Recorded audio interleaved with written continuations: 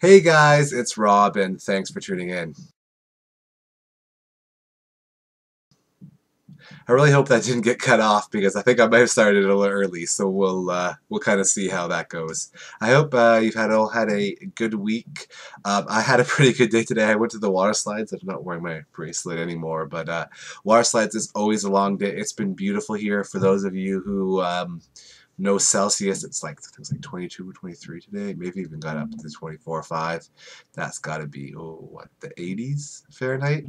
Could be wrong. Could be, yeah, around the 80s, we'll say. So really nice day and sunny. Great day for the water slides. And a great day for some video game news, and a couple that are kind of floating around there right now. For those of you who picked up Marvel vs. Capcom 3, like myself, and now you're kind of like, they're putting out a new thing. Yes, Ultimate Marvel vs. Capcom 3 is coming out in November. And as of now, they've pretty much just said that there's going to be 8 new characters and enhanced gameplay, and there will be new levels. The characters that they've actually announced so far are Ghost Rider and Hawkeye, and then for on the Capcom side, we have Firebrand and Strider. So lots of people are kind of up in arms about this, saying, this is essentially a brand new game. We have to rebuy the game, blah blah blah blah blah. But I mean, when you kind of think about it, and someone else I was watching said this too recently.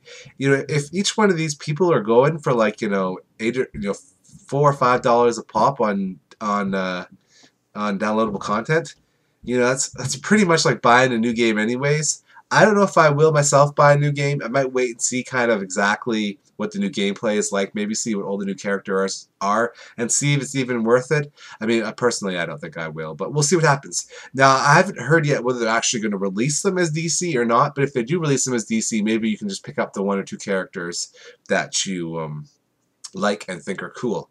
Speaking of things coming out, Diablo 3 beta is coming out very soon, and I just got a thing from Blizzard saying that if you're interested in Diablo 3 beta and you maybe want to be involved with that, you actually have to go onto your Battle.net profile, and I believe it says you have to click something that says like, I want to be involved in beta testing for this game, and you can also do the same thing for StarCraft 2 and for World of Warcraft as well, and be involved in beta testing for that as well. If I remember, I'll try to remember. I'll put this in the show note links.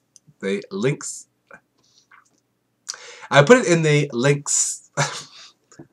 I'll put it in the show notes, and I'll put a link in the show notes. That's what I'm trying to say. Wow, I'm never so tongue-tied in this thing here. I almost feel like I should be redoing this, but that would not be as enjoyable for you.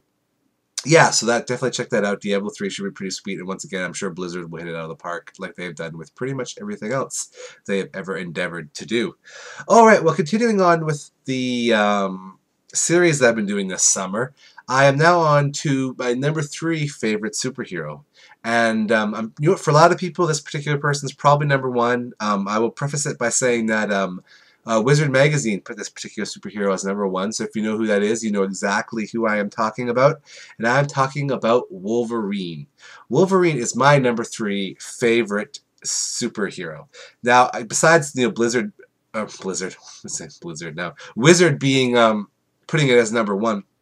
Wolverine, for me, is a very interesting character. I mean, he's Canadian like myself, so automatically there's points there. In some of the comics, he actually serves with Captain America in World War II on that kind of special unit that you saw in the Captain America movie. So that's really cool, connecting to that history and everything there. Wolverine is one of the great characters because there's so much conflict in his life. And one of the best things about comics is that there's conflict. There's conflict. I mean, he has it all. He has every kind of conflict pretty much that we've seen heroes have. He has conflict with himself, his memories. Where am I from? Who am I? Why do I have these claws? Why am the way I am? He has conflict between the people of his past. People like Colonel Stryker and Strider and some of these other people, Sabretooth. He has conflicts with people there too, like Sabretooth, stuff like that. He has conflicts with even his quote-unquote friends. I mean, him and Cyclops have always been at odds, and recently in the Marvel Comics, actually, there's been a bit of a divide within the X-Men, and you're either kind of with Cyclops or with Wolverine. So conflict galore in Wolverine. Interior, exterior, friends, enemies. makes for great reading, for great watching. Also, the way the character is written, his attitude, you know, he likes to have the claws out, and you know, he'll like put people between the two of them and tell them that if you don't talk, he'll make the third one go up. You know, stuff like that. He's been linked with some of the more interesting females in the Marvel universe. I mean, obviously Elektra for a while, Jean Grey, just you can go down the list of people there. I mean, he's been able to take on some of Marvel's big people too. I mean, there's a great series back in the I want to say 90s, maybe 80s, where he fights the Hulk. I mean, like, that's pretty sweet.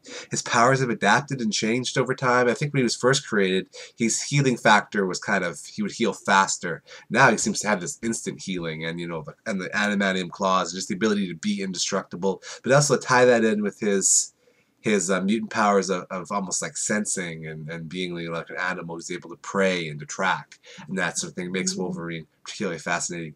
It also makes it very fascinating that one of X-Men's principal villains, Magneto, is able to really use his, or I guess, fight his Achilles heel more than anybody else. I mean, the way he's able to control Wolverine due to that adamantium inside him.